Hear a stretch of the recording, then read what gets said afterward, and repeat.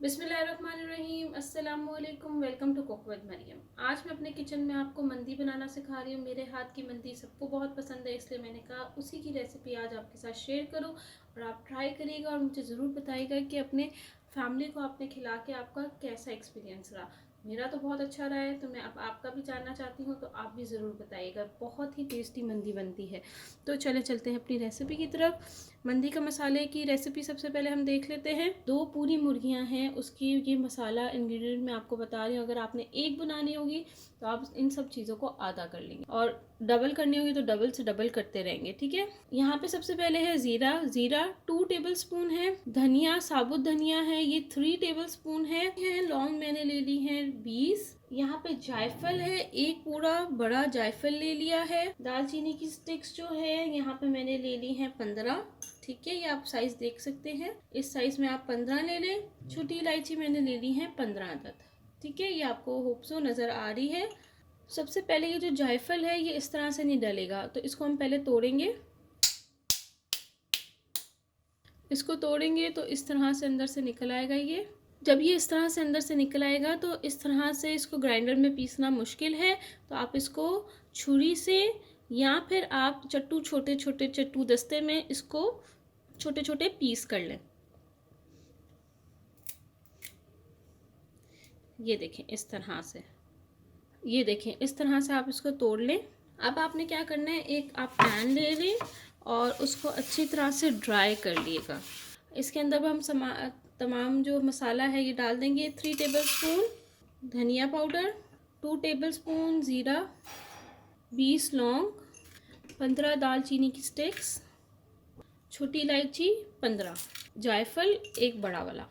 ये सारे इंग्रेडिएंट्स नहीं हैं, इसमें एक चीज़ रहती है, वो मैं बाद में बताऊंगी। अब हम इसको थोड़ा सा सेक लेंगे, और अगर आपने इसको इस तरह से सेकना नहीं है तो आप इसको माइक्रोवेव में भी गर्म कर सकते हैं। 5 मिनट्स तक आपने जब अच्छे से भून लें इसको और इसकी खुशबू आने लग जाए तो आप इसको फ्लेम से उतार दें और बड़ी स्लो फ्लेम पे आपने इसको भूनना है। फिर आप इस तरह से इसको एक डिश में निकाल लें या एक प्लेट में निकाल लें। अब इस तमाम मसाले को मैं ग्राइंडर में डाल के अच्छे से पाउडर बना दूंगी।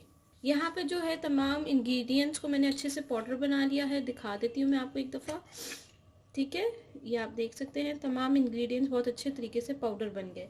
और अब मैं इसमें एक इंग्रेडिएंट जो रह गया है वो डाल देती हूँ, वो है ये अदरक का पाउडर, ठीक है। ये अदरक का पाउडर भी आपने इसमें डाल देना है। आप इसको अच्छे से मिक्स कर लें इसी में ऐसे ही हाथ से, ताकि ये हमारा मसाला पूरा रेडी हो जाए। मंदी मसाला रेडी हो गया है। अब जो है मैं यहाँ पे जो और जो चीज़ें ले रही हूँ उसके साथ, मंदी के मसाले के साथ, वो है यहाँ पे लेमन जूस।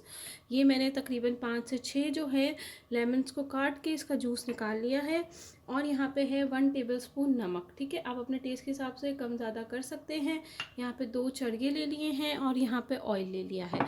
तो इसकी मैरिनेशन के लिए बस यही चीज़ें यूज़ होंगी। तो सबसे पहले हम पहले चरगे को मैरिनेट कर लेते हैं। ये पूरा मसाला जो है चरगे में यूज़ नहीं होगा, हम चावल के अंदर भी डालेंगे, उसके लिए भी छोड़ देंगे। तो ये मैंने तकरीबन 4 टेबल स्पून मंदी मसाला ले लिया है, ठीक है। और इसके अंदर मैं जो है जूस, लेमन जूस सारा डाल दूँगी। यहाँ कॉर्नर पे मैं कर लूँगी ताकि ये है फिर मिक्सिंग करने में आसान होगा।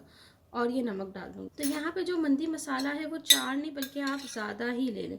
1/4 रह गया है, पकाया सारा हमने इसमें चरखे में यूज़ करेंगे। थोड़ा सा ऑयल भी ऐड कर लेंगे, तकरीबन 2 टेबल स्पून ऑयल हम ऐड कर लेंगे। तो यहाँ पे जो है 2 टेबल स्पून हमने ऑयल भी ले लिया है। अब इसको एक अच्छा सा पेस्ट सा बना लेंगे हाथ की मदद से ही। और मैंने चिकन को अच्छे से धो दिया था और अब मैं जो है इसके ऊपर ये लगा दूँगी सारा मसाला। ये दोनों चरगे के लिए काफ़ी है। तो आपने इस तरह से मंदी मसाला पूरा चरगे पे लगा देना है। इसके कट्स अच्छे डीप आप करवाइएगा जैसे मैंने करवाए हुए, तो ये अच्छी तरह से फिर अंदर तक इसमें मंदी मसाला चला जाएगा। ये देखिए अच्छे से इस पर मसाला लग गया है। अब मैं दूसरे चिकन पे भी लगा लेती हूँ। ये देखिए दोनों चिकन को मैंने अच्छे से मैरिनेट कर लिया था और उसको 6 घंटे के लिए पहले कवर करके मैंने रख दिया था। और 6 घंटे बाद मैं अब इसको स्टीम देने की तैयारी कर रही हूँ। यहाँ पे स्टीमर मैंने बना लिया, नीचे एक बड़ा पतीला है और ऊपर मैंने एक छाननी रख कर, नीचे ये आप देख सकते हैं पानी है, पानी रखकर मैंने नीचे ऊपर चिकन रख लिया है। और अब जो है ये आधा स्टीम हो गया था, तो मैंने कहा आपको खोल के मैं दिखा दूँ। अभी कच्चा है, अभी ये मज़ीद और स्टीम में मैं इसको रखूँगी।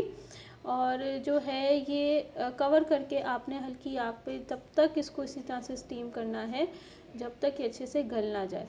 और जब ये अच्छे से गल जाएगा, और ये देखें इस तरह से आप छुरी से चेक कर सकते हैं, जब ये अच्छे से गल जाएगा तो बस आपने चूल्हा बंद कर देना है और यखनी को अलग कर देना है। और यहाँ पे जो है मैंने सेला राइस ले लिए हैं। सेला राइस 2 किलो हैं। 2 किलो को मैंने अच्छे से वॉश करके इसको भिगो दिया है। 6 घंटे हो गए हैं ये चावल को भीगे को। आपने सेला ही चावल यूज़ करने हैं। मैं यहाँ पे एक कोयला, बड़ा साइज़ का कोयला लेके चूल्हे के ऊपर रख दूँगी, इसको गर्म करने रखूँगी। और अब जो है हम राइस की तैयारी कर लेते हैं।